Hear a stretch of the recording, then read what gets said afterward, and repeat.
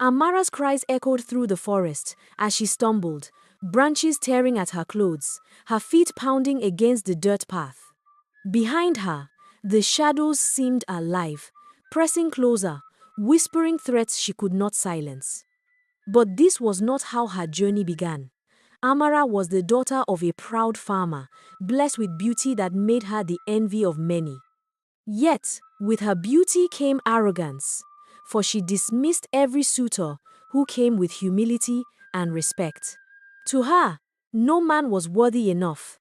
Her mother often warned her that pride could blind even the wisest heart, but Amara laughed at the words. She believed destiny had set aside someone greater for her, someone who could match the glory she saw in herself. Her father worried silently, for he had watched her turn away men of good character, men who would have cherished her. Still, Amara's heart grew more stubborn, more certain that she was above what others called love. It was this arrogance that soon drew her into the path of one whose nature she could not yet understand, but who waited patiently in the forest where the air turned cold at night. One evening, a wealthy merchant came from a faraway land. He brought gifts of fine cloth, gold trinkets, and promises of a life filled with comfort. The entire village marveled at his riches, but Amara was not impressed. She waved away his treasures as if they were dust. Her mother pleaded with her, saying, "Amara, beauty fades, but kindness and humility remain. Do not let your pride blind you." Yet Amara rolled her eyes, mocking the words, for she believed her beauty was her shield and her weapon. Her father shook his head in silence. He had grown weary of watching suitors come and go, all leaving with heavy hearts. The villagers whispered behind Amara's back, calling her arrogant and cursed. But she did not care. She thought herself untouchable. It was on that same night, when the moon hung low, that Amara left the safety of her compound. As Amara stepped deeper into the forest, the air thickened around her. The laughter of the village was far behind, and only the sound of her sandals brushing against fallen leaves remained. Then, from the shadows, a voice spoke her name. She turned quickly, her pride steadying her heart.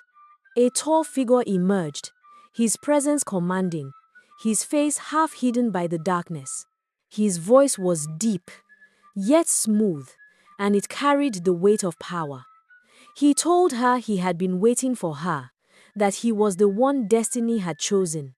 Amara's eyes lit up with triumph. "At last," she whispered, believing the forest itself had delivered the greatness she always imagined. She did not ask who he truly was, nor why he lingered in a place feared by all. She only saw his strength and heard the promise in his tone. He extended his hand, and without hesitation, Amara placed hers in his. That night, the villagers searched for her, calling her name through the dark, but Amara was gone. She had followed the stranger into the forest's heart, certain that her choice had lifted her above all others. She did not know that what she called victory was the beginning of her downfall. Days turned into weeks, and Amara was no longer seen in the village. Whispers grew, and her parents wept in silence. Her mother prayed for her safe return, while her father feared the truth, but could not speak it aloud. In the heart of the forest, Amara lived with the stranger. At first, she was filled with pride, believing she had risen above all who once mocked her. But slowly, the truth revealed itself. Her newfound love had transformed into a ruler of the dark, the spirit of the evil forest itself.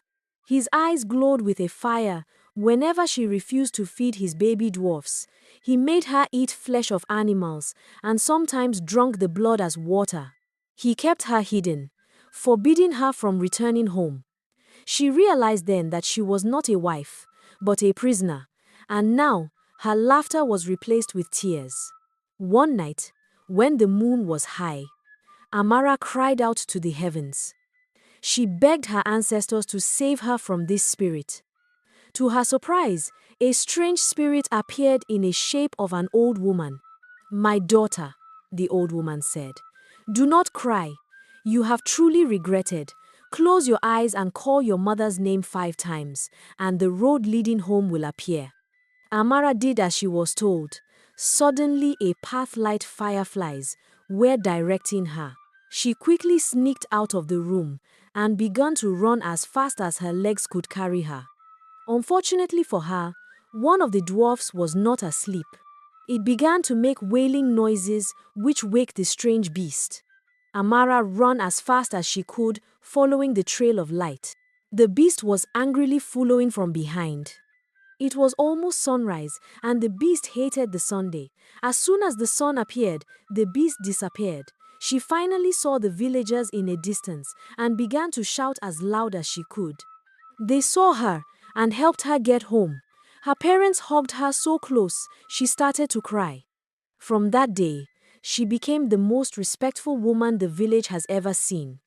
She greeted elders, helped children, and even laughed with men she once despised. Chike, the renowned hunter, fell in love with the new Amara, and they got married. The village was happy. Her parents were happy, and the story of Amara, the arrogant one, was told throughout the land. My people, I want you to know that if roses could talk, they would not boast of their beauty, because they know that they have always been beautiful. Please subscribe to Stories of Africa for more.